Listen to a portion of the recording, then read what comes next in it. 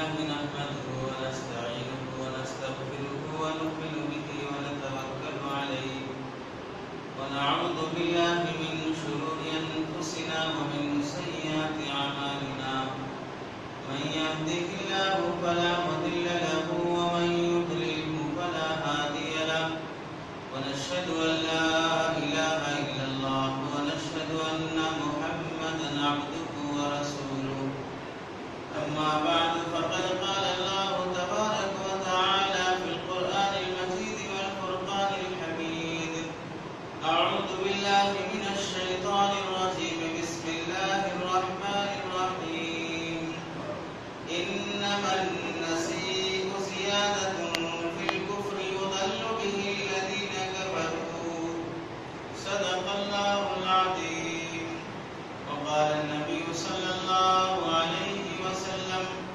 لا عدوى ولا طيرة ولا هامة ولا سفرا أو كما قال النبي صلى الله عليه وسلم اللهم صل على سيدنا محمد وعلى آل سيدنا محمد وبارك وسلم اللهم صل على سيدنا محمد وعلى آل سيدنا محمد وبارك وسلم اللهم صل على سيدنا محمد وعلى آل سيدنا محمد وبارك وسلم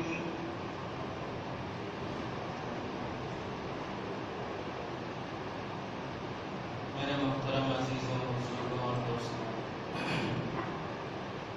قرآن مجید کی آیت کا مختصر حصہ آپ حضرات کے سامنے تلاوت کیا گیا اور ایک حدیث پاک آپ حضرات کے سامنے پڑھی گئی۔ آیت اور حدیث کی روشنی میں جو بات آپ حضرات کے سامنے عرض کرنی ہے وہ ہے ماہ سفر سے متعلق۔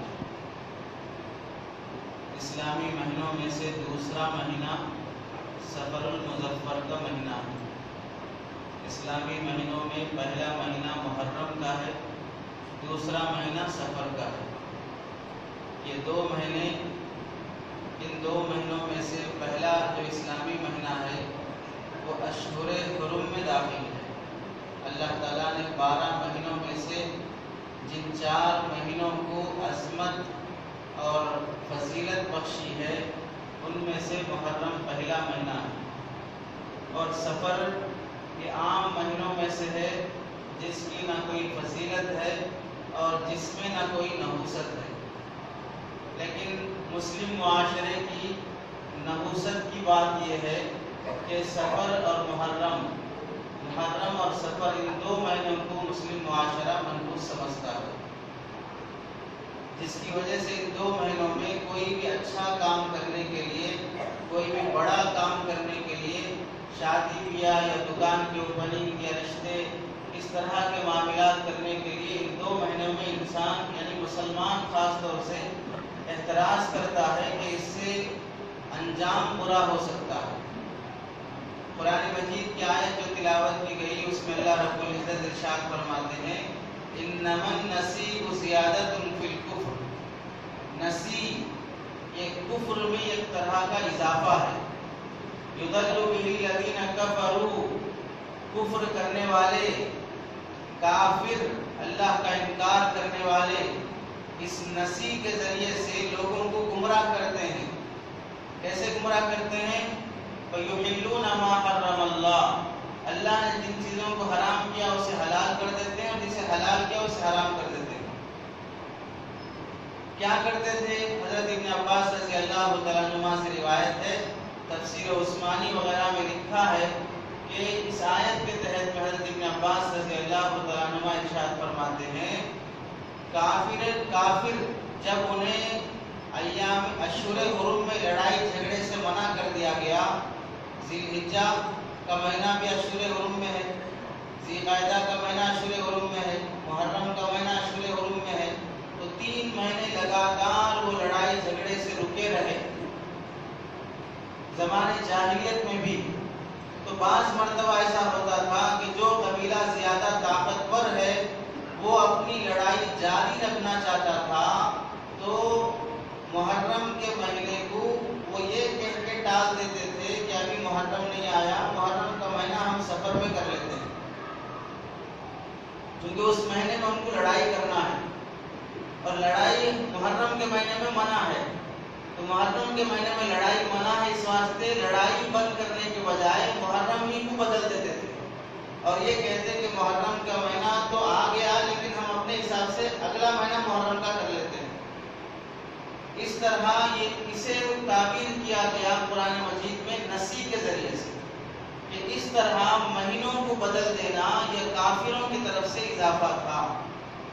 یہ کفر میں ایک طرح کا اضافہ ہے کہ اللہ کی طرف سے جو چیزیں حرام ہیں اسے حلال کر دیں، کہ اس مہینے میں لڑائی جھگڑا حرام ہے اسے آپ حلال کر دیں، اور دوسرے مہینوں میں لڑائی جھگڑے اگر حق کی بنیاد پہ ہو تو حلال ہے، اس مہینوں میں آپ حرام کر دیں۔ اور قرآن مجید کی دوسری آیت میں اللہ رب العزت ارشاد فرماتے ہیں، جب حضرت صالح علیہ السلام نے اپنی قوم کو دین کی دعوت دی اور انہوں نے نہیں مانی تو ان پر کچھ حالات آنا شروع ہوئے۔ جب ان پر حالات آنا شروع ہوئے تو حضرت صالح علیہ السلام کی قوم نے حضرت صالح علیہ السلام سے کہا، قالوا طیرنا بک وبمن معک، یہ جو کچھ بھی حالات اور پریشانیاں آ رہی ہیں ہم تو یہ نحوست سمجھتے ہیں تمہاری اور تمہارے ماننے والوں کی طرف سے۔ نعوذ باللہ، ان لوگوں نے حضرت صالح علیہ السلام نبی کو منحوس اور نبی کے ماننے والوں کو منحوس سمجھا، اور کہنے لگے طیرنا بک وبمن معک، جو تمہارے ساتھ ہیں اور تمہاری وجہ سے پریشانی آ رہی ہے۔ حضرت صالح علیہ السلام نے جواب دیا، قالوا طائرکم عند اللہ، تمہارا منحوس سمجھنا کس وجہ سے ہے؟ وہ اللہ کے علم میں موجود ہے، وہ اللہ کے علم میں موجود ہے کہ تم کس وجہ سے کس کو منحوس سمجھ رہے ہو اور کیا منحوس چیز ہے۔ مفسرین نے لکھا ہے ان کا کفر، ان کی بدعمالیاں یہ منحوس عمل تھی جس کی وجہ سے حالات آ رہے تھے۔ حضرت موسیٰ علیہ السلام کی قوم نے حضرت موسیٰ علیہ السلام سے یہ کہا کرتی تھی، ان تصبہم سیئۃ یطیروا بموسیٰ ومن معہ، اگر فرعونیوں کو اور فرعون کے ماننے والوں کو کوئی مصیبت آ پڑتی تو ان تصبہم سیئۃ یطیروا بموسیٰ ومن معہ، تو حضرت موسیٰ اور حضرت موسیٰ علیہ السلام کے ساتھ جو ماننے والے ہیں ان کی طرف منسوب کرتے اور کہتے کہ ان کی وجہ سے نحوست آ رہی ہے، اور جب انہیں کوئی اچھائی اور بھلائی پہنچتی تھی اور خیر کے فیصلے ہوتے تھے اور بالیقین ہوتے تھے تو اسے کہتے تھے یہ سب ہمارے اعمال کی وجہ سے، یہ سب ہماری وجہ سے، برائی کو دوسرے کی طرف منسوب کرتے تھے۔ تو کسی بھی برائی کو دوسروں کی طرف منسوب کر دینا یہ فرعونیوں کا عمل ہے، کافروں کا عمل ہے۔ کسی بھی برائی کو، کسی بھی شر کو دوسروں کی طرف منسوب کر دینا یہ فرعونیوں کا اور کافروں کا عمل ہے۔ اسی واسطے قرآن مجید میں ایک جگہ پر کہا گیا کہ اللہ کے نبی صلی اللہ علیہ وسلم حدیث پاک میں ارشاد فرماتے ہیں، یسبنی ابن آدم، اللہ رب العزت کا ارشاد ہے حدیث قدسی میں کہ انسان اللہ کو برا بھلا کہتا ہے، انسان اللہ کو برا بھلا کہتا ہے۔ کیسے برا بھلا کہتا ہے؟ کہ وہ دن اور رات کو گالیاں دیتا ہے، دن اور رات کو گالیاں دیتا ہے، اس دن کی وجہ سے ایسا ہو گیا، اس مہینے کی وجہ سے ایسا ہو گیا، یہ ٹائم خراب چل رہا تھا اس واسطے ایسا ہو گیا، وہ ٹائم وہاں نہیں جانا تھا اس واسطے ایسا ہو گیا۔ تو ٹائم کو، دن کو، رات کو، مہینے کو گالیاں دیتا ہے، برا بھلا کہتا ہے۔ اللہ رب العزت ارشاد فرماتے ہیں، بیدِ الامر، ساری کائنات کے فیصلے میرے قبضے میں ہیں، اقلب اللیل والنہار، دن اور رات کا نظام میں چلا رہا ہوں۔ تو تم دن کو برا، رات کو برا جو کہہ رہے ہو، یہ کس کو برا کہہ رہے ہو؟ دن اور رات میں تو کچھ رکھا نہیں ہے، اس کا چلانے والا میں ہوں۔ تم اگر دن رات کو برا بھلا کہتے ہو یا مہینے یا کسی وقت کو برا کہتے ہو تو یہ تم وقت کو نہیں اللہ کو برا بھلا کہہ رہے ہو۔ تو اسے اللہ فرماتے ہیں، یؤذینی ابن آدم، ابن آدم مجھے تکلیف پہنچاتا ہے، انسان مجھے تکلیف پہنچاتا ہے۔ کیسے؟ یسب الدہر، وہ زمانے کو گالیاں دیتا ہے، ٹائم کو اور وقت کو برا بھلا کہتا ہے۔ جیسے عام طور سے زبانوں پہ لوگوں کیا ہے کہتے ہیں ٹائم خراب چل رہا ہے، ٹائم خراب چل رہا ہے، ٹائم برا چل رہا ہے، اس کا برا ٹائم آ گیا۔ یہ برا ٹائم، برا وقت، یہ وقت کوئی برا اچھا نہیں ہوتا ہے. سارے اوقات اللہ کے پیدا کیے ہوئے ہیں، سارے مہینے اللہ کے بنائے ہوئے ہیں. اس میں سے کسی مہینے کو یا کسی وقت کو برا سمجھنا یہ اللہ رب العزت کی شان میں گستاخی کرنا اور کافروں فرعونیوں کی عادت اور عمل ہے. سفر کا مہینہ جس سے ہم گزر رہے ہیں اسے سفر المظفر نام رکھا گیا ہے. سفر المظفر، سفر کے معنی عربی میں آتے ہیں خالی ہونا. اس کا نام اس وجہ سے رکھا گیا کہ عرب میں ذی الحجہ، ذی قعدہ، محرم 3 مہینے جب ان کو لڑائی جھگڑوں سے، لوٹ مار سے منع کیا گیا تو 3 مہینے یہ لوگ ان مہینوں کا احترام کرتے ہوئے گھروں میں رہتے تھے. جب یہ 3 مہینے عظمت احترام والے ختم ہو گئے، سفر کا مہینہ شروع ہوا تو وہاں سے ان کے لڑائی جھگڑے، لوٹ مار، چوری یہ سب شروع ہوئے. تو عرب کے کافر اپنے گھروں کو چھوڑ کر لوٹنے، چوری کرنے یا کمانے یا جھگڑے کرنے کے لیے گھروں سے اس قدر نکل جاتے تھے کہ عموماً اکثر و بیشتر ان کے گھر مردوں سے خالی رہتے تھے. ان کے گھر مردوں سے خالی رہتے تھے. اور سفر کے معنی عربی میں آتے ہیں خالی ہونا. سفر کے معنی عربی میں خالی ہونا. تو عرب کے کافروں کے گھر ان مہینوں میں عموماً خالی ہو جاتے تھے. اس مناسبت سے اس مہینے کا نام سفر رکھا گیا. اور بعض حضرات کہتے ہیں کہ لوٹ مار چوری اس مہینے میں اتنی زیادہ ہو جاتی تھی. 3 مہینے سے رکا ہوا چور، 3 مہینے سے رکا ہوا ڈاکو بے قابو ہو، بے صبرا ہو کر جب کسی کے گھر میں لوٹنے کے لیے آتا ہے تو پورا گھر خالی کر جاتا ہے. تو اس مناسبت سے بھی اس کا نام سفر رکھا گیا کہ اس مہینے میں لوگوں کے گھروں میں چوریاں اتنی زیادہ ہوتی تھی کہ گھر خالی ہو جاتے تھے. اس واسطے بھی اس کا نام سفر رکھا گیا. اور بعض کتابوں میں لکھا ہے کہ سفر کے بارے میں بعض لوگوں کا عقیدہ یہ ہے کہ سفر ایک پیٹ کے کیڑے کا نام ہے اور پیٹ میں وہ کیڑا ہوتا ہے. جب انسان کو بھوک لگتی ہے تو وہ کیڑا اندر سے ڈستا ہے تو بھوک اور تیز ہو جاتی ہے.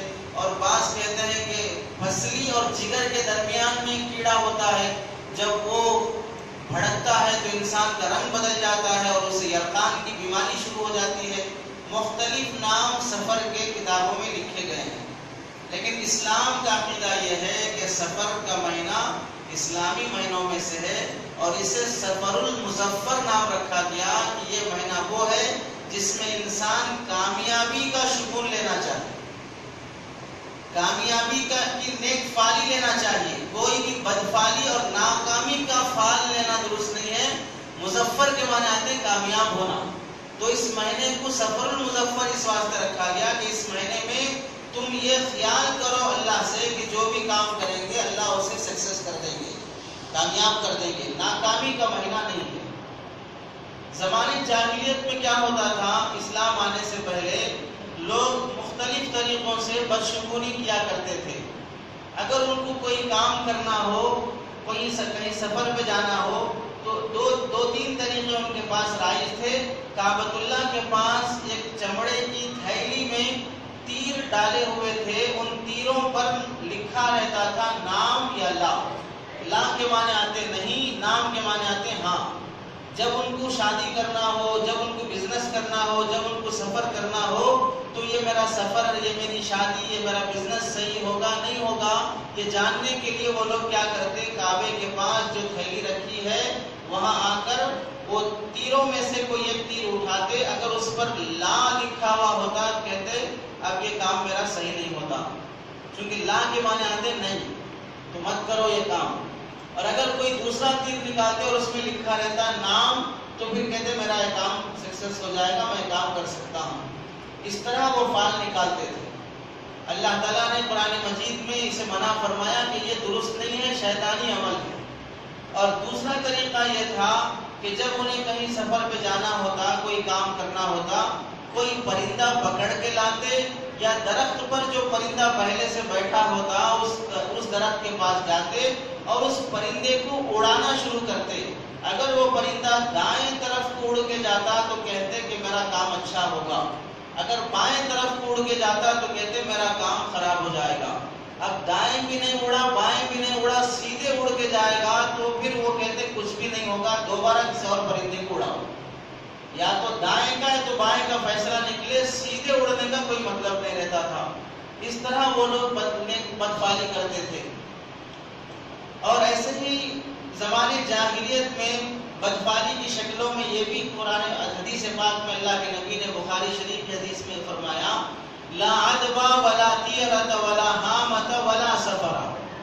لوگوں کا عقیدہ یہ تھا کہ ایک کی بیماری دوسرے کو لگ جاتی ہے، چنانچہ اگر ان کے بکریوں کے یا اونٹوں کے ریوڑ میں سے کسی ایک اونٹ کو خارش یا کوئی بیماری ہو جاتی تو اس اونٹ کو ریوڑ سے بالکل الگ کر دیتے اور یہ کہتے کہ اس اونٹ کی وجہ سے دوسرے اونٹ کو بھی بیماری اور خارش لگ جائے گی۔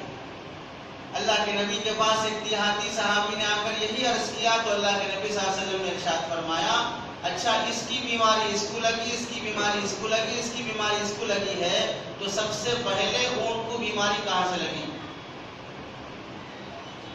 سب سے پہلے اونٹ کو بیماری کہاں سے لگی؟ 10 اونٹ ہیں، ان میں سے ایک اونٹ بیمار ہو گیا، اس کی بیماری دوسرے کو لگی، دوسرے کی بیماری تیسرے کو لگی، تو پہلے جو اونٹ بیمار ہوا ہے اس کی بیماری کہاں سے لگی؟ اس کی بیماری تمہارے سے لگی، کہاں سے لگی اس کی بیماری؟ تو یہ سمجھنا کہ اس کی بیماری اسے لگ جائے گی یہ بدفعلی ہے اور برا گمان ہے۔ بیماری دینے والی ذات اللہ کی ہے، وہ پہلے اونٹ کو بھی بیمار کرتا ہے، وہ دوسرے اونٹ کو بھی بیمار کرتا ہے، اونٹ کی وجہ سے دوسرا اونٹ بیمار نہیں پڑتا ہے۔ تو اسے اللہ کے نبی نے ارشاد فرمایا لا عدوى، یہ بیماری ایک دوسرے کو منتقل ہونے کا عقیدہ رکھنا شریعت میں اس کی کوئی حیثیت نہیں ہے۔ ولا طیرۃ، طیرہ کا مطلب یہی ہے کہ لوگ پرندے اڑا کر بدفعلی کرتے تھے، تو اسے اللہ کے نبی نے فرمایا اسلام میں اس طرح پرندے اڑا کر کوئی فال کھولنے کی نکالنے کی اجازت نہیں ہے۔ ولا حامۃ، اور زمانے جاہلیت میں لوگ الو کے بارے میں بڑا عقیدہ رکھتے تھے کہ وہ منحوس پرندہ ہے، وہ کسی گھر پہ بیٹھتا ہے تو وہ گھر اجڑ جاتا ہے، اگر وہ کسی کے سر پہ سے گزرے تو اس کا کاروبار ٹھپ پڑ جاتا ہے، اس کی عمر کم ہو جاتی ہے۔ اس طرح الو کے بارے میں لوگوں کا عقیدہ تھا، تو اللہ کے نبی نے فرمایا ولا حامۃ، الو بھی اللہ کے پرندوں میں سے پرندہ ہے، اس کی وجہ سے کوئی نحوست کے فیصلے نہیں ہوتے۔ الو جس گھر پہ بیٹھتا ہے وہ گھر اجڑ جاتا ہے، یہ غلط بات ہے، بلکہ الو کی عادت ہی یہ ہے کہ وہ اجڑے ہوئے گھروں پہ بیٹھتا ہے، وہ بیٹھنے سے گھر اجڑتا نہیں ہے، پہلے سے جو گھر اجڑ چکا ہوتا ہے وہیں وہ اپنا مسکن ٹھکانہ بناتا ہے، بیٹھنے سے اجڑا نہیں ہے، اجڑے ہوا ہونے کی وجہ سے آ کے بیٹھا ہے۔ کیونکہ ہر پرندے کی ہر جانور کی عادت ہوتی ہے وہ اپنا گھونسلہ کوئی درخت کی ٹہنیوں پہ بناتا ہے، کوئی اپنا گھر درخت کے اندر بناتا ہے، کوئی اپنا گھر زمین کے اندر بناتا ہے۔ ایسی اس پرندے کی عادت ہے کہ یہ بنے بنائے ہوئے فریش مکانات پہ اپنا گھر نہیں بناتا، یہ اجڑے ہوئے مکانات پہ اپنا گھر بناتا ہے، تو اس کے بیٹھنے کی وجہ سے مکان اجڑتا نہیں ہے، بلکہ جو اجڑ چکا ہے وہاں پر یہ بیٹھتا ہے۔ تو یہ کافروں کا عقیدہ تھا کہ الو کی وجہ سے گھر برباد ہو جاتے ہیں، فنا ہو جاتا ہے۔ آج بھی بہت سے ملکوں میں الو کے بارے میں عجیب عجیب عقیدے پائے جاتے ہیں۔ بعض ملکوں میں تو ایسا ہے کہ الو کو بڑا نیک اور بڑا خیر کا برکت کا پرندہ سمجھتے ہیں، الو کی شکل کے گھر بناتے ہیں، الو کی شکل کے برتن بناتے ہیں، الو کا فوٹو اپنے کپڑوں پر اس کی تصویر بناتے ہیں، چونکہ اس کے بارے میں بڑا اچھا عقیدہ لوگ رکھتے ہیں۔ اور بعض شہروں میں ایسا ہے کہ الو کے بارے میں بڑا منحوس عقیدہ رکھتے ہیں، اتنا مشہور کر دیے الو کے بارے میں کہ اس کا منحوس ہونا کہ اگر کسی کا گھر اجڑ گیا تو فوراً کہتے ہیں اس کے گھر پہ الو بیٹھا ہے، اس کا گھر اجڑ جائے گا۔ مولانا روم رحمۃ اللہ علیہ اپنے زمانے کے بڑے بزرگ گزرے ہیں، انہوں نے اپنی کتاب مثنوی شریف میں اپنی کتاب میں ایک واقعہ لکھا کہ ایک بار ایسا ہوا کہ ایک طوطا اور طوطی دونوں درخت پہ بیٹھ کے گفتگو کر رہے تھے، باتیں کر رہے تھے۔ باتیں کرتے کرتے دیکھا کہ اس درخت کے آس پاس کا جو ایریا ہے پورا اجڑا ہوا ہے، ویران پڑا ہے۔ تو اس وقت طوطی یہ کہنے لگی کہ لگتا ہے کہ اس ایریے پہ کسی الو کا راج ہے، اس واسطے یہ پورا ایریا اجڑ گیا۔ جب یہ باتیں طوطا اور طوطی کی ہو رہی تھی تو اتفاق سے اسی درخت پہ الو بھی بیٹھا تھا۔ اس نے جب ان کی باتیں سنی تو تکلیف ہوئی، تھوڑی دیر کے بعد آیا اور کہنے لگا آپ میرے ایریے میں آئے ہیں، میرے مہمان ہیں، میرا حق بنتا ہے کہ میں آپ کا اکرام کروں، چلیے ہمارے گھر میں آپ کی دعوت کرتا ہوں۔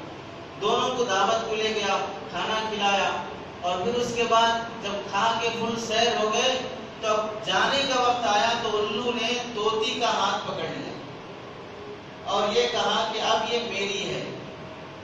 کیسے میری ہے؟ اس کے پیٹ میں میرا کھانا ہے اور جو میرا کھایا وہ میرا ہے، جو میرا کھانا کھائے گا وہ میرا ہے، تو یہ میری ہے، میرے ایریے میں اور میرا کھائی ہے۔ اور طوطا کہنے لگا نہیں یہ میری ہے، میرے پاس میرا سرٹیفکیٹ ہے، بنا ہے، کچھ بھی ہو لیکن یہ میری ہے۔ اب دونوں کا جھگڑا قاضی کے پاس آیا۔ قاضی صاحب بھی اس وقت کے ایسے تھے جیسے کہ آج کل کے حکمران ہیں، آج کل کے سیاستدان ہیں۔ ان کے پاس جب قاضی کے سامنے مقدمہ آیا جج کے سامنے تو جج کو الو کی باتیں پسند آئی، تو اس نے جج نے فیصلہ کیا کہ ہاں طوطی الو کی ہے۔ جج صاحب فیصلہ کر رہے ہیں۔ جیسے آج کل مسلمانوں کے بارے میں ہمارے وہ لوگ جو 3 طلاق کا مسئلہ، فلاں کا مسئلہ، مسلمانوں کے حق میں خیر خواہی دکھا رہے ہیں۔ 22 لاکھ سے زیادہ غیر مسلم عورتیں بیوہ دھرمشالاؤں میں پڑی ہیں، ان کا کوئی پرسان حال نہیں ہے، ان کو دیکھنے کی چکر نہیں ہے، ان کو انصاف دلانے کی فکر نہیں ہے۔ چند مخصوص تعداد کی مسلمان عورتوں کو انصاف دلانے کی خاطر مسلم پر صلی اللہ پہ حملہ کرنا ہے۔ یہ سب حماقت کے فیصلے ہیں۔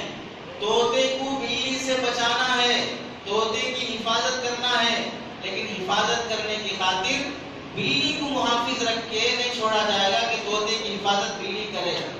مسلم خواتین کو 3 طلاق کے مسئلے میں حکومتوں سے انصاف دلانا ایسا ہے جیسا کہ طوطے کی حفاظت کے لیے بلی چھوڑ دینا، طوطے کی حفاظت کے لیے بلی چھوڑ دینا۔ مسلمان عورتوں کی حفاظت کے لیے حکومتوں کے فیصلے ایسے ہی ہوتے ہیں کہ چند دنوں کے بعد عزت بھی جائے گی، مال دولت بھی جائے گی، سب لٹ جائے گا۔ تو اس وقت کے جج نے بھی فیصلہ کیا کہ طوطی الو کا ہے۔ اب جب الو طوطی کو لے جانے لگا تو طوطا کھڑے ہو کے رونے لگا، کیا ہو گیا میرے ساتھ، میری بیوی چلی گئی۔ جب کافی دیر ہو گئی روتے ہوئے تو الو نے طوطی کو واپس لا کر کہا اور یہ کہا کہ دیکھو الو کسی مکان پر بیٹھنے سے گھر اجڑتا نہیں ہے، ایسے ججوں کے ناانصاف کے فیصلوں سے گھر اجڑتا ہے۔ اس جج نے دیکھ رہا ہے کہ طوطا طوطی دونوں کے جنس ایک ہے، وہ ایک کیٹیگری کے ہیں، کلر ایک ہے، سائز ایک ہے، سب ایک ہے، میرا سائز الگ ہے، میرا کلر الگ ہے، میرا شیپ الگ ہے، سب الگ ہے، پھر بھی میری باتیں سن کر وہ میرے حق میں فیصلہ کر رہا ہے۔ ایسے فیصلے سے تیرا گھر اجڑا، میرے بیٹھنے سے تیرا گھر نہیں اجڑا ہے۔ تو اس نے ایک سبق، مولانا روم رحمۃ اللہ علیہ نے ایک سبق یہ سکھانا چاہا کہ الو کے کسی ایریے پہ بیٹھنے سے ایریا نہیں اجڑتا۔ جب معاشرے میں ظلم پھیل جاتا ہے اور ناانصافی عام ہو جاتی ہے تب معاشرہ برباد ہوتا ہے۔ معاشرے میں بربادی ظالموں کی وجہ سے آتی ہے، معاشرے میں بربادی ناانصافی کرنے والوں کی وجہ سے آتی ہے۔ اور آج بھی جو بابری مسجد کے سلسلے میں کس کو نہیں معلوم ہے وہ کس کی مسجد ہے، کس کی زمین ہے، لیکن جھوٹے مقدمات، جھوٹے دلیلیں ایسے دے کر جب ظالمانہ فیصلے ہوتے ہیں تب معاشرے میں فتنے پھیلتے ہیں، تب دہشت گردی عام ہوتی ہے، تب لوگ آپس میں لڑنے مارنے پہ آتے ہیں۔ جب کسی کی ذات پہ، کسی کی عزت پہ، کسی کی جائیداد پہ ہڑپا جائے تب آدمی بھڑکتا اور غصے میں آتا ہے۔ تو معاشرے میں جو بدنامی ہو یا معاشرے میں ظلم ہو، معاشرے میں کسی بھی طرح کی اونچ نیچ جب ہوتی ہے تب معاشرہ برباد ہوتا ہے۔ کسی پرندے کے بیٹھنے یا اٹھنے سے کوئی معاشرہ برباد نہیں ہوتا۔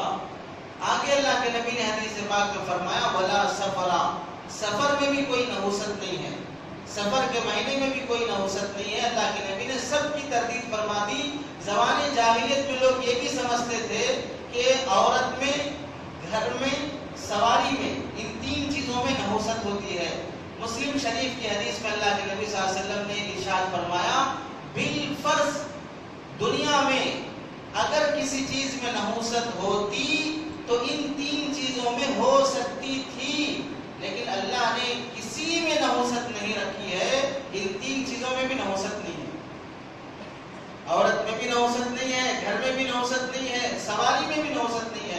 مسلمانوں کا عقیدہ ہے، بات سمجھتے ہیں، وہ گھر ان کو اچھا جم کے آیا، وہ گھر اچھا ان کو سیٹ ہو گیا، جم کے آیا، سیٹ ہو گیا، وہ ملکی وہ دکان ان کو سیٹ ہو کے آئی۔ کیا مطلب؟ وہاں آنے کے بعد سے بہت ترقی ہو گئی، وہاں آنے کے بعد سے بیٹیوں کی شادیاں ہو گئی، وہاں آنے کے بعد سے بیٹے کو نوکری مل گئی، وہاں آنے کے بعد سے 2-3 شادیاں شوہر کی ہو گئی۔ اس طرح کے عقیدے رکھتے ہیں۔ ظاہر سی بات ہے، مکان گارے مٹی کا بنا ہوا ہے، سیمنٹ کا بنا ہوا ہے، اینٹ کا بنا ہوا ہے، وہ سونے چاندی کا نہیں، اس سے کوئی تقدیر کے فیصلے ہوں، اس سے کسی کی ترقی اور تنزلی کے فیصلے ہوں۔ کوئی آدمی ایک ملکی میں رہ کر اس دکان میں ترقی کر لیتا ہے، وہ چھوڑ کے جانے کے بعد دوسرا آدمی اسی ملکی میں کاروبار کرتا ہے، لیکن کوئی ترقی نہیں ہوتی ہے۔ تو اس کی ترقی اور تنزلی کا تعلق مکانات سے اور ملکیوں سے نہیں ہے۔ جو مسلمان ایسا سمجھتے ہیں وہ ہندوؤں کا عقیدہ رکھتے ہیں، کافروں کا عقیدہ رکھتے ہیں۔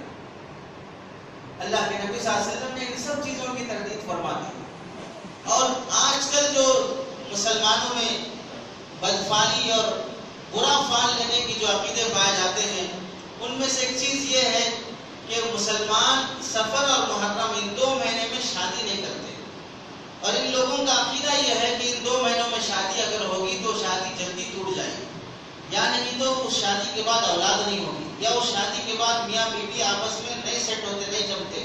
اس وجہ سے سفر اور محرم ان 2 مہینوں میں نکاح ہی نہیں کرتے۔ دیکھو شادی خانے کتنے خالی چل رہے ہیں، اور جن کا پکانے کا کاروبار ہے وہ دیکھو بیچارے خالی بیٹھے ہیں کہ کوئی نہیں آ رہا ہے، کسی کی شادیاں نہیں ہو رہی، کسی کے فلاں نہیں ہو رہے۔ اب جیسے ہی محرم اور سفر ختم ہو جائے تو پوری تاریخیں فل ہیں، پوری تاریخیں فل ہیں، اتنی فل ہیں کہ شہر کے فنکشن ہال نہیں مل رہے ہیں، تو شہر سے باہر اب فنکشن ہال بنائے جا رہے ہیں کہ وہاں یہاں سے 15 کلومیٹر 20 کلومیٹر دور جا کے حیدرآباد میں شادی ہو رہی، لیکن حیدرآباد سے باہر گاؤں میں شاد نگر میں جا کے شادی کر کے آ رہے ہیں کہ فنکشن ہال یہاں نہیں ملے، وہاں مل رہے، اتنے فل ہو گئے کہ یہ 2 مہینے یہ سارے منحوس لوگ یہ سمجھ رہے تھے کہ یہ 2 مہینے منحوس ہیں، لوگ منحوس ہیں، سمجھ رہے تھے مہینے منحوس ہیں۔ حضرت علی رضی اللہ تعالیٰ عنہ نے فرمایا نحوست مہینہ یا دن نہیں ہوتا، نحوست تمہارے اعمال ہوتے ہیں۔ اس کی مثال آج جمعہ کا وقت ہے، مسلمانوں کی عید کا دن کہا گیا جمعہ کے دن کو، جمعہ کی نماز چھوڑ کر مسلمان فلم دیکھ رہا ہے، جمعہ کی نماز چھوڑ کر مسلمان کاروبار میں لگا ہے، جمعہ کی نماز چھوڑ کر مسلمان اپنے گھر میں بیٹھا گپے مار رہا ہے۔ ایک مسلمان نہا دھو کے تیار ہو کے اول وقت میں مسجد میں آ کے بیٹھا ہے، ٹھیک 1-2 بجے مسجدوں میں نماز ہو رہی ہے۔ یہ وقت ان مسلمانوں کے لیے برکت کا ہے جو مسلمان مسجد میں نماز پڑھ رہے ہیں، اور یہی وقت ان مسلمانوں کے لیے عذاب اور نحوست کا ہے جو گھروں میں اور اپنے دکانوں میں اور یا نہیں تو فلم تھیٹروں میں بیٹھ کے گناہ کر رہے ہیں۔ اس کے لیے عذاب کا فیصلہ ہو رہا ہے اور اس کے لیے ثواب کا فیصلہ ہو رہا ہے۔ کس وجہ سے؟ وقت کی وجہ سے، وقت کی وجہ سے نہیں، وقت دونوں کے لیے برابر ہے۔ وجہ کیا ہے؟ اس کے عمل کی وجہ سے اسے ثواب کا فیصلہ، اس کے عمل کی وجہ سے اسے عذاب کا فیصلہ۔ تو عذاب اور ثواب آدمی کے اعمال کی وجہ سے ہوتا ہے، نحوست اور خیر خوبی انسان کے اعمال کی وجہ سے ہوتی ہے۔ حضرت علی رضی اللہ عنہ کا ارشاد ہے جس دن تمہاری نماز چھوٹ جائے وہ دن تمہارا منحوس ہے، چونکہ تمہاری نماز چھوٹ گئی، تمہارا فریضہ چھوٹ گیا۔ جس دن تم گناہ نہ کرو وہ دن تمہارے لیے عید کا دن ہے، جس دن تم نیکی کر لو وہ دن تمہارے لیے خوشی کا دن ہے، جس دن تم گناہ کر لو وہ دن تمہارے لیے نحوست کا دن ہے۔ تو آدمی کے لیے وقت منحوس نہیں ہوتا ہے، وقت برا نہیں ہوتا ہے، اس کے اعمال منحوس اور برے ہوتے ہیں۔ مسلمانوں میں یہ بھی رواج ہے، ایک تو شادی بیاہ نہیں کرنا، اور دوسرا رواج یہ ہے کہ مسلمان ان 2 مہینوں کے علاوہ بدفعلی لینے کے جو مختلف طریقے مسلمانوں میں پائے جاتے ہیں وہ یہ ہے کہ بعض مسلمان ہاتھ دکھا کر اپنا جو ہاتھ کی لکیریں دیکھ کر بھوشیہ بتاتے ہیں کہ آپ کی کتنی شادیاں ہوں گی، آپ کی کتنے بچے ہوں گے، اس میں کتنے لڑکے ہوں گے، کتنی لڑکیاں ہوں گی۔ پتہ نہیں وہ ادھر کی لکیروں سے بچے گنتے ہیں، ادھر کی لکیروں سے بیویاں گنتے ہیں۔ یہ لکیروں سے آدمی مستقبل بتا رہا ہے، فیوچر بتا رہا ہے، ہاتھ کی لکیروں سے۔ اللہ کے نبی صلی اللہ علیہ وسلم نے فرمایا جو کسی نجومی کے پاس ہاتھ دیکھ کر یا بہت سے غیر مسلم ایسا کیے کہ طوطا رکھتے ہیں ساتھ میں پنجرے میں اور اس میں بہت سے کارڈ پڑے رہتے ہیں. اب جب جا کے اسے 150 روپے دیں گے وہ طوطا آئے گا, کوئی کارڈ اٹھا کے ڈالے گا, اس میں سے جو لکیریں لگی دیکھ کے اب وہ اس کا فیوچر بتائے گا. لوگوں کا فیوچر بتانے والا سڑک پہ بیٹھ کے 50 روپے کما رہا ہے اور اپنا فیوچر طوطے سے ایک بار پوچھ لیتا کیا میری زندگی اسی طرح گزرے گی تیرے کو لے کے سڑک پہ بیٹھ کے لوگوں کا ایک فیوچر بتاؤں, یا کبھی میرا بھی فیوچر ایسا بنے گا کہ میں بھی پرائم منسٹر بن جاؤں. اپنا فیوچر کبھی طوطے سے نہیں پوچھ لیتا, سب کا فیوچر بتا رہا ہے. اللہ کے نبی صلی اللہ علیہ وسلم نے فرمایا جو کسی فیوچر بتانے والے کے پاس جائے اور اس سے اپنا فیوچر پوچھے اور اس کے بتائی ہوئی باتوں پر یقین کر لے تو وہ اس نے محمد کے لائے ہوئے دین کا انکار کر دیا. وہ محمد کے لائے ہوئے دین کا انکار کر دیا. 40 دن کی اس کی نمازیں اور دعائیں قبول نہیں ہوں گی. 40 دن کی اس کی نمازیں اور دعائیں قبول نہیں ہوں گی. خواہ وہ ہاتھ دیکھ کر بتانے والے کے پاس جائے یا کسی طوطا کے ذریعے سے فال دیکھ کے بتانے والے کے پاس جائے یا کسی عامل اور بابا کے پاس جائے جو نمبرات کے ذریعے سے نام پوچھ کر آپ کا نام, آپ کی ماں کا نام, آپ کے باپ کا نام, آپ کے گھر کا ایڈریس فلاں فلاں پوچھ کے وہ نمبرات ڈال کے کہتا ہے کہ آپ کے اوپر فلاں ایسا ہوا ہے, آپ کو جادو ہوا ہے, آپ پر فلاں نے, آپ کے بیوی کے خاندان والوں نے جادو کر دیا, آپ کے سسرال والوں نے جادو کر دیا. اس طرح کسی بھی بابا کے پاس جا کر فیوچر معلوم کرنے والا بھی اس کی 40 دن کی نمازیں قبول نہیں ہوتی ہیں. شرک فرمایا الطیرۃ شرکن الطیرۃ شرکن الطیرۃ شرکن. 3 مرتبہ اللہ کے نبی صلی اللہ علیہ وسلم نے ارشاد فرمایا ایسی بدفانی لینا شرک ہے, شرک ہے, شرک ہے. بہت سے لوگ شادی کرنے کے موقع پر جب میاں لڑکا لڑکی کا رشتہ طے ہوتا ہے تو اس وقت جا کے کسی بابا سے پوچھتے ہیں لڑکا اور لڑکی کا ستارہ دیکھ کے بتاؤ کہ یہ سیٹ ہوگا نہیں ہوگا. اب وہ بابا دن میں ستارے دیکھ رہا ہے, وہ بابا دن میں ستارے دیکھ رہا ہے اور ستارہ دیکھ کے بتا رہا ہے کہ یہ ستارہ سیٹ نہیں ہونے والا. کیا کرنا سیٹ ہونا ہے؟ ایک بکرا, ایک کالی مرغی اور فلاں فلاں لا کے چھوڑ دو, پورے اوپر کے آسمان کے ستارے نیچے کے بکرے سے سیٹ ہو جائیں. پورے ستارے سیٹ ہو گئے ایک بکرے پر, ایک کالی مرغی پر. حرام اور ناجائز ہے. ستاروں نجومی اسی کو کہتے ہیں, ستارے دیکھ کے بھوش بتانا, فیوچر بتانا, اسی کو نجومی اور کاہن کہا جاتا ہے. تو اللہ کے نبی صلی اللہ علیہ وسلم نے اس سے بھی منع فرمایا کہ یہ جائز نہیں, حرام ہے. کسی کا فیوچر کوئی نہیں بتا سکتا. جس بابا کے پاس جا کے تم لڑکا لڑکی کا ستارہ دیکھنا چاہتے ہو, اس کا ستارہ مضبوط ہے, اس کا ستارہ کمزور ہے, اس بابا کی بیوی کس طلاق ہو گئے, وہ اپنا ستارہ صحیح نہیں رکھ پا رہا ہے, تمہارے ستارے کہاں سے ٹھیک کر دے گا. اس کے گھر میں جھگڑے چل رہے ہیں, اس کی اب تک اولاد ہو کے نہیں ہے, اس بابا کے پاس جا کے اولاد کے لیے فلاں فلاں چیزیں عملیات کاغذات فلاں فلاں کر رہے ہیں. یہ حرام اور ناجائز ہے.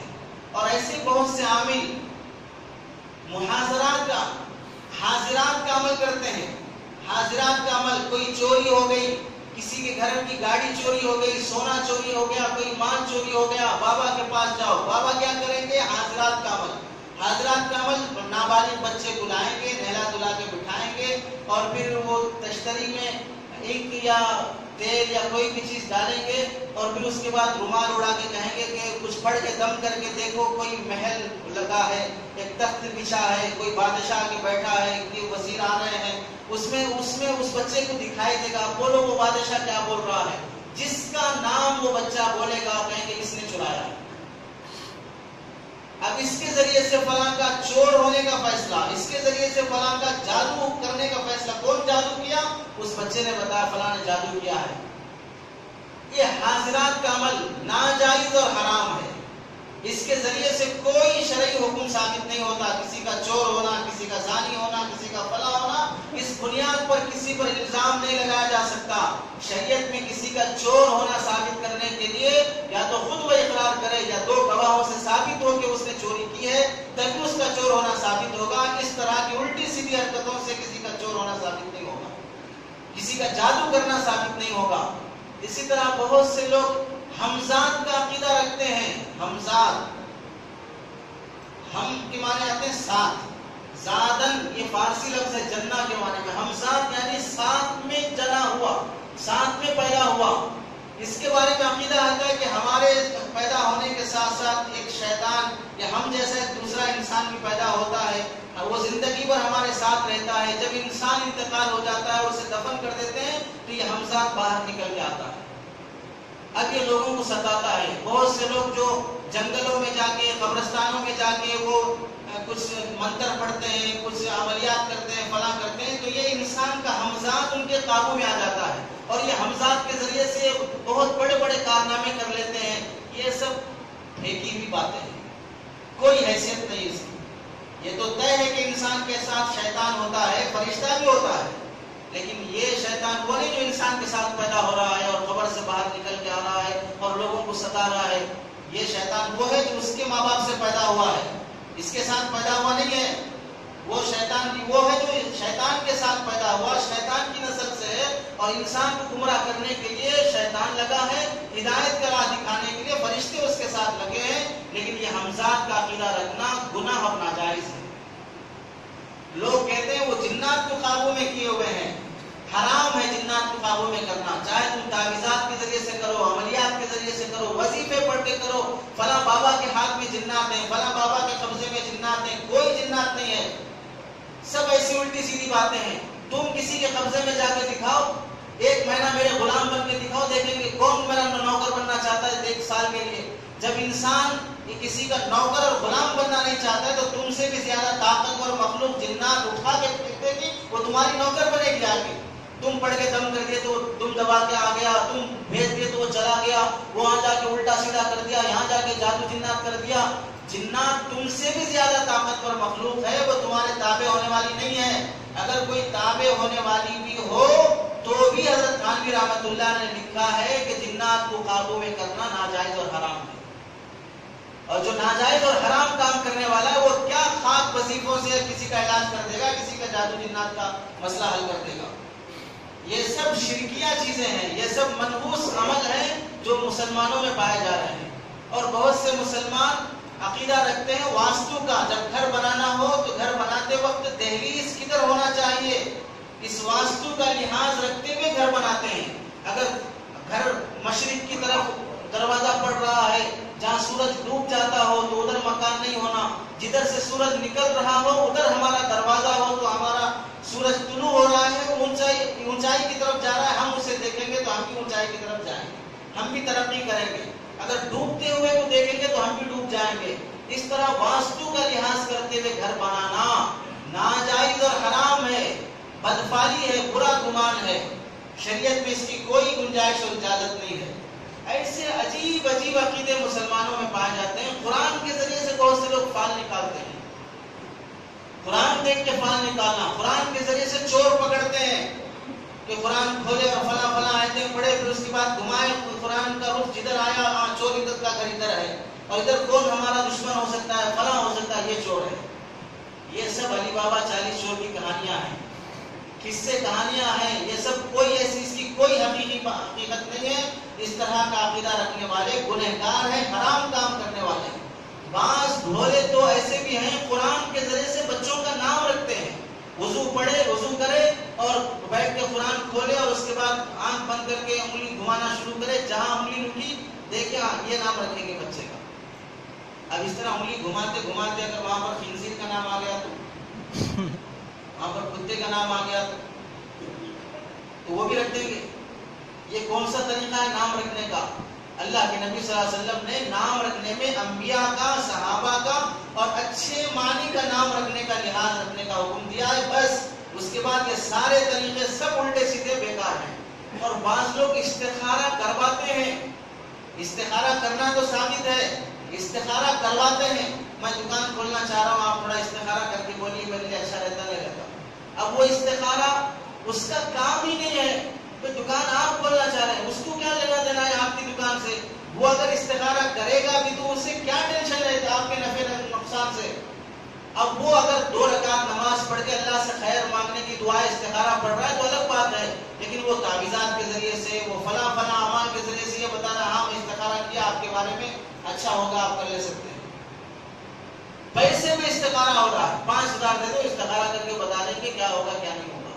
ان باباؤں کی چکر میں نکاح کی مجلس میں بیٹھا ہوا شخص ابھی ایجاب قبول ہونا ہے، لیکن بابا کے پاس گیا تھا، آنے میں دیر ہو گئی اور بابا نے کہا یہ رشتہ سیٹ نہیں ہوگا، مجلس سے اٹھا دیا گیا یہ کہہ کر کہ نہیں یہ رشتہ خراب ہے، بابا نے کہا یہ نہیں جڑے گا۔ ایسے باباؤں کو جوتے مارنا چاہیے، جیل میں ڈالنا چاہیے ایسے باباؤں کو جو لڑکی والوں کے ساتھ ایسا بھیانک عمل کرتے ہیں۔ کیا گزرے گی ان ماں باپ پر، ان لڑکی والوں پر، کیا آئے اس موقع پر اٹھا دیا گیا اور رشتہ ختم کر دیا گیا، تو اس بچی کے ساتھ دوبارہ رشتہ ہونے میں کتنے عرصہ لگ جائے گا، لوگ کیسی کیسی بدگمانیاں کریں گے۔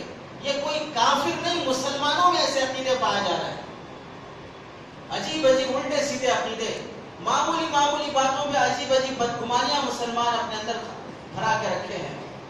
ہاتھ میں کھجلی ہوئی پیسہ مل جائے گا، تلوے میں کھجلی ہوئی سفر ہو جائے گا، اور آنکھ بھڑکنے لگی تو یوں سمجھتے ہیں کوئی کسی کا تم نے وعدہ توڑ دیا، کسی کو تم آس دلائے، یہ کام کرتے بول کے نہیں کرے اس واسطے آنکھ بھڑک رہی ہے، یا ہچکیاں آنا شروع ہوئی کوئی تمہیں یاد کر رہا ہے، کوا پکارنا شروع کر دیا، آٹے میں تھوڑا پانی زیادہ پڑ گیا، یعنی تو منہ کا لقمہ نیچے گر گیا تو سمجھے کہ مہمان آنے والے ہیں۔ مغرب کے وقت کھانا کھانے سے بچے کو روک دیتے ہیں، اس وقت روحیں آتی ہیں، ہمیں اس وقت کھانا نہیں کھانا چاہیے۔ ارے پورے رمضان میں کب کھا رہے تھے، پورے رمضان میں کب کھا رہے تھے، مغرب کے وقت ہی تو افطار کر رہے تھے، تو اس وقت کوئی روح نہیں آئی تمہیں روکنے کے لیے، پورا ہڑپ رہے تھے، یہاں سے لے کے حلیم سے لے کے پورے سموسے تک نکل رہے تھے، کوئی روح آ کے ایک سموسہ کھینچ لے کے نہیں گئی۔ اور عام دنوں میں یہ سمجھتے ہیں کہ مغرب کے وقت بچوں کو کھانا نہیں کھلانا، اس وقت روحیں آتی ہیں، مغرب اور عصر کے وقت کچھ بھی فلاں نہیں کرنا، عین 12 بجے کے موقع پر، عین مغرب کے موقع پر چھت پہ نہیں جانا، یا فلاں درخت کے پاس نہیں جانا، یا عین 12 بجے کوئی بچہ گر کے آ گیا تو کہتے ہیں ٹھیک 12 بجے گرا، کیا ہوتا نہیں معلوم، 12 بجے گرا تو کیا، 10 بجے گرا تو کیا، گرا تو چوٹ لگے گی، 12 بجے گرنے پہ کچھ اور کارنامہ نہیں ہوگا، کوئی طوفان زلزلہ نہیں آئے گا۔ تو ان اوقات کے بارے میں ایسا عقیدہ رکھنا ایمان کی کمزوری ہے، شرک ہے۔ صحابہ نے اللہ کے نبی صلی اللہ علیہ وسلم سے پوچھا یا رسول اللہ اس شرک سے بچنے کا کیا راستہ ہے، اس شرک سے بچنے کا کیا راستہ ہے؟ تو اللہ کے نبی صلی اللہ علیہ وسلم نے فرمایا جب بھی کوئی آدمی کوئی کام کرنا چاہ رہا ہو اور اسے ایسی غلط گمان اسے اس کام سے روک دیں تو فوراً وہ اللہ سے کہے لا خیر الا خیرک لا طیر الا طیرک، اے اللہ کوئی بھی بھلائی اور خیر پہنچتا ہے تو تیری طرف سے پہنچتا ہے، کوئی بھی شر اور برائی ہوتی ہے تو تیرے فیصلے سے ہوتی ہے، یہ کسی زمین اور آسمان سے اور کسی انسان اور جنات سے نہیں ہوتا ہے، جو کچھ بھی ہوگا وہ اللہ سے ہوتا ہے۔ یہ کہو توبہ کرو، اور بعض روایات میں کہ صدقہ کرو، بعض روایت میں اللہ کے نبی صلی اللہ علیہ وسلم نے جس کام سے تمہیں روکا گیا، جس کام میں سے تم رک گئے تھے وہ کام کر گزرو، اللہ اس میں خیر اور خوبی رکھے گا۔ حضرت علی رضی اللہ عنہ جنگ کے لیے نکل رہے تھے، ایک نجومی آیا اور کہا نہیں ایک غلط ٹائم پہ ستارہ نکلا ہے، آپ اس ٹائم پہ گئے تو ہار جائیں گے، تو حضرت علی رضی اللہ عنہ نے فرمایا اگر تو مجھے کسی اور وجہ سے روک دیتا تو میں رک جاتا، لیکن جب تو نے مجھے ستاروں کا حوالہ دے کے روکا تو میں ابھی جاؤں گا اور دیکھوں گا کہ ہارتا ہوں جیتتا ہوں۔ گئے جنگ میں شریک ہوئے اور حصہ لیے اور جنگ جیت کے واپس آئے۔ یہ ستاروں سے کوئی ہونے والا نہیں ہے، وقت سے کوئی ہونے والا نہیں، جو کچھ بھی کرنے والی ذات ہے وہ اللہ کی ہے۔ تو یہ نحوست کا عقیدہ رکھنا، بہت سے لوگ انگوٹھیاں پہنتے ہیں اور اس میں فیروزہ کنکر ڈالتے ہیں اور سمجھتے ہیں یہ کنکر پہننے کے بعد کوئی کمزوری نہیں آئے گی، کوئی بیماری نہیں ہوگی، کوئی جادو جنات نہیں ہوگا۔ اور کنکر کتنے کا ہے؟ 25-30 روپے کا ہے یا 500,000 روپے کے، 500,000 روپے سے ہارٹ اٹیک نہیں آئے گا، تو پورے ہاسپٹل بند کر کے فیروزہ کنکر بیچ لینا چاہیے، ہارٹ اسپیشلسٹ ڈاکٹروں کو فیروزہ کنکر بیچ لینا چاہیے، کوئی یہ کنکر بیچ دو تمہارا یہ آپریشن کا یہ فلاں فلاں سب مسئلے ختم۔ یہ کنکر میں کیا رکھا ہے؟ بلکہ آپ کے مسائل ان کا حل میں مولانا ادریس صاحب کاندھلوی رحمۃ اللہ نے لکھا ہے کہ حضرت عمر رضی اللہ تعالیٰ عنہ کو قتل کرنے والا، شہید کرنے والے کا نام تھا فیروز، اور وہ سبائی قوم سے تھا، ایک فتنہ ہے سبائی، فتنہ سبائیت، تو اس قوم کا تھا وہ، اس کی قوم نے اس کے نام کو بلند کرنے اور مشہور کرنے کے لیے ایک کنکر کا نام فیروزہ رکھ کر مسلمانوں میں عام کیا ہے۔ حضرت عمر رضی اللہ عنہ کے قاتل کے نام کو مشہور کرنے کے لیے. تو مسلمانوں کے دشمنوں کی یہ حرکت ہے، اور مسلمان اس کنکر کو جو حضرت عمر کے قاتل کے نام پہ رکھا گیا ہے، اس کنکر کو سمجھ رہا ہے کہ بڑے خیر کا ہے، بڑی اس سے خیر و برکتیں آتی ہیں. ایسی الٹی سیدھی عقیدے کی اجازت نہیں ہے. اور ایسے ہی بہت سے مسلمان شادی کے موقع پر دلہن کے بارے میں بڑے عقیدے رکھتے ہیں کہ پہلا اگر شادی ہوگی تو محرم کا پہلا مہینہ آ جائے، یعنی سال کا یہ محرم کا مہینہ آ جائے تو یہ مہینہ وہ اس کے گھر میں رہے گی، ہمارے گھر میں نہیں رہے گی.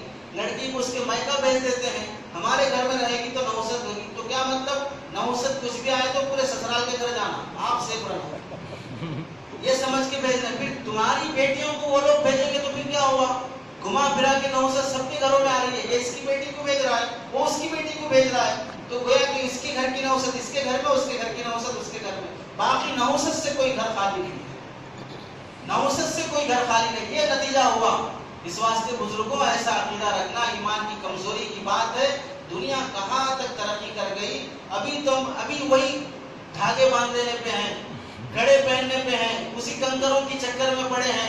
یہ دھاگا پہن لو، وہ کڑا پہن لو، یہ کر لو، یہ انگوٹھی پہن لو، سب ہو جائے گا. ارے دنیا دھاگے کڑے سے آگے نکل کے چاند ستاروں تک چلی گئی، وہاں تک پہنچنے کی کوشش کرو. یہ دھاگے کنکروں میں کیوں پڑے ہو؟ اس واسطے ایسے عقیدوں کی اجازت نہیں. اللہ تعالیٰ سے دعا ہے کہ سنی باتوں پر عمل کی توفیق نصیب فرمائے. وآخر دعوانا الحمدللہ. بہن کا اسی واسطے احترام میں علماء کہتے ہیں کہ بیوی کے بھائی کو سالہ مت کہو، بیوی کے بھائی کو سالہ نہ کہا جائے. سالہ معاشرے میں رشتے کو بتانے کے لیے بھی آتا ہے، اور سالہ معاشرے میں گالی کے لیے بھی آتا ہے. اگر تمہیں بولنا ہی ہو تو یہ کہو کہ ہمارے بچوں کے ماموں ہیں، یا میری بیوی کے بھائی ہیں، یا میرے خسر کے بیٹے ہیں. کوئی بھی ایسا احترام کا لفظ، نسبتی برادر ہیں، برادر اللہ ہیں، جو تم بول سکتے ہو وہ بولو جس سے ان کا احترام ہو. ایسا لفظ نہیں جس سے ان کی دل شکنی ہو. مجمع میں کھڑے کون ہے؟ یہ ہمارے سالے ہیں. شرم نہیں آتی بولتے ہوئے کہ اس سے اس پر کیا گزرتی ہوگی؟ جس نے اپنی بہن دیا، جس نے اپنی بیٹی دیا، اس باپ کی بے احترامی، اس بھائی کی بے احترامی، ان کے ساتھ بدتمیزی، بدسلوکی، بدزبانی، لڑائی جھگڑے چل رہے ہیں معاشرے میں. عام طور سے گھر میں داماد آتے ہیں، داماد اتنا پرانا ہو گیا کہ اس کے بھی داماد آ گئے، داماد اتنا پرانا ہو گیا کہ اس کے بھی داماد آ گئے. لیکن یہ پرانا داماد جب اپنے سسرال جاتا ہے تو وہی نخرے رہتے ہیں جو 20 سال پہلے تھے. 20 سال 25 سال پہلے جب